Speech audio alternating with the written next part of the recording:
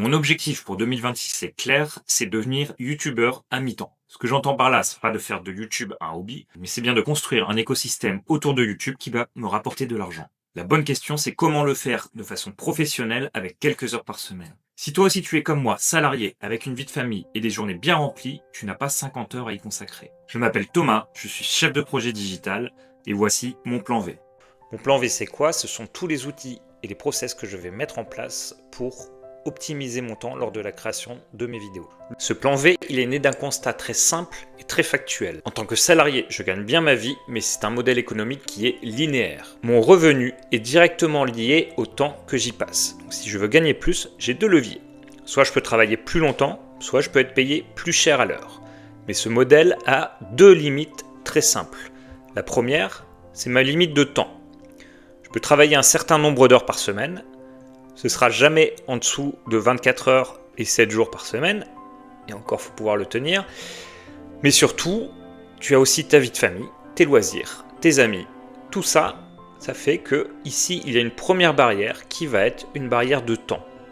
Donc elle est plus ou moins flexible, mais elle a une limite physique très simple. La deuxième barrière, c'est la barrière salariale. Oui, tu vas pouvoir gagner plus, tu vas pouvoir augmenter ton salaire, mais jusqu'à un certain point seulement. C'est-à-dire qu'au bout d'un moment, dépasser un certain montant, le salaire est très compliqué à augmenter. Donc il y a un double plafond de verre pour le salarié occupé. Mon objectif avec ce plan V, ce n'est pas de dévaloriser mon salaire. Au contraire, c'est une formidable opportunité. Mon CDI, c'est ma sécurité. C'est mon investissement de base et je l'utilise comme rampe de lancement pour mon activité secondaire. En fait, il faut construire autre chose. Il faut construire des actifs qui ne sont pas dépendants du temps que tu y passes. Ça ne veut pas dire que tu ne vas pas y passer du temps. Bien entendu, il y a un investissement à faire. Mais à terme, une fois que ça est mis en place, une fois que ça fonctionne, tu peux t'arrêter de travailler et continuer à faire fonctionner ton système. C'est ce que je représente par cette courbe qui cette fois s'étale. Autant la première courbe était sur le mois, celle-ci, elle s'étale sur une année. Et on va voir qu'au début, il y aura quasiment pas de revenus supplémentaires, mais qu'au fur et à mesure, ça va s'accélérer. Et l'objectif même à 2027, c'est d'aller beaucoup plus haut, et pourquoi pas de dépasser la zone verte qui est mon salaire. Avec ce système, on crée de la valeur qui travaille pour nous. Le plan V, ce n'est pas une quête de richesse, même si je t'ai parlé uniquement d'argent pour le moment, c'est vraiment une quête de liberté. Je veux que mes systèmes travaillent pour moi, je veux choisir le temps que je mets ensuite pour travailler sur chacun de ces systèmes. Si tu choisis de suivre le plan V, ces systèmes vont également t'apporter de la liberté de choisir tes projets, la liberté de choisir comment tu emploies ton temps. Et appliquer cette méthode, c'est tout l'objectif de cette chaîne YouTube. Alors je vais vous présenter rapidement l'écosystème que j'ai en tête pour tout ça. En gros, ça repose sur 3 piliers. Le premier pilier, c'est un pilier d'acquisition. Ça va être principalement YouTube, mais également d'autres réseaux sociaux.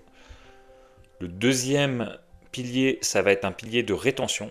Donc comment créer un contact plus proche avec mes abonnés et apporter de la valeur sur de la formation et des choses comme ça. Ça va être de la rétention et ça va se passer sur une plateforme qui s'appelle Skool, qui est une plateforme communautaire.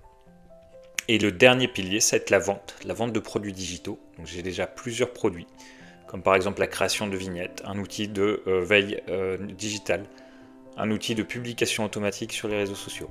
Or l'idée, c'est simple, c'est que au départ, YouTube va être la plateforme principale d'acquisition de trafic. Donc tous les visiteurs qui viennent vers YouTube, qui viennent consommer mon contenu YouTube, vont ensuite être redirigés vers la plateforme Skool pour s'abonner à la communauté. Donc au départ, ce sera complètement gratuit. Et ensuite, rapidement, il y aura un ticket d'entrée pour pouvoir profiter des avantages de la communauté. Ce que je vais faire également, c'est mettre en place un système de recyclage de contenu. Donc, pourquoi je pars de la vidéo? C'est parce que la vidéo a un contenu ultra riche. C'est-à-dire que quand on va travailler un sujet, on va travailler en profondeur, on va faire un contenu extrêmement qualitatif.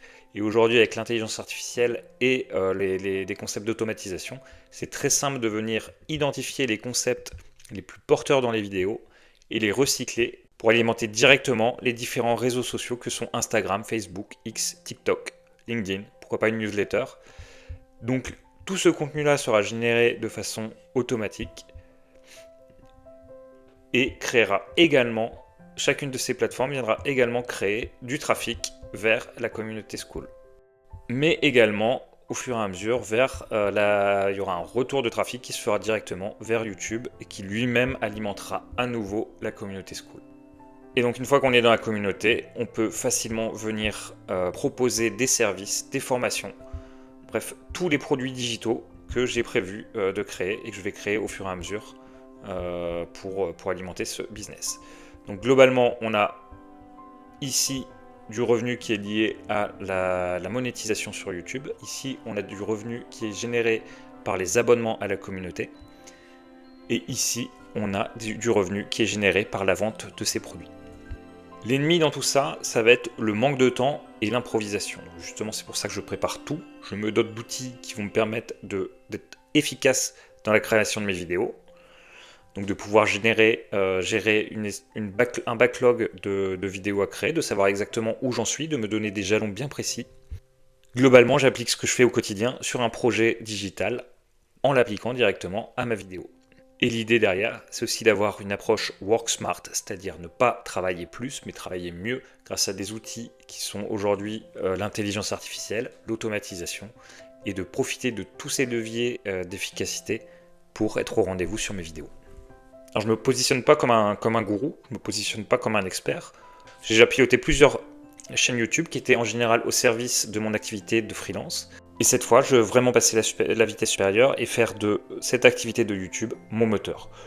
Donc, si ça t'intéresse, si tu veux suivre mes conseils, si tu veux suivre l'aventure tout simplement, je t'invite à t'abonner à la chaîne et pourquoi pas rejoindre tout de suite la communauté pour profiter de toute l'émulation qu'on va créer dedans. Et bien sûr, je te donne rendez-vous fin 2026 pour voir si j'ai réussi mon pari. En attendant, tu peux déjà consulter les autres vidéos, notamment celui sur la création de sa stratégie sur YouTube, comment définir sa cible, comment préparer du contenu. Tout ça, c'est dans cette vidéo que tu vas retrouver sur l'écran. Je te dis à bientôt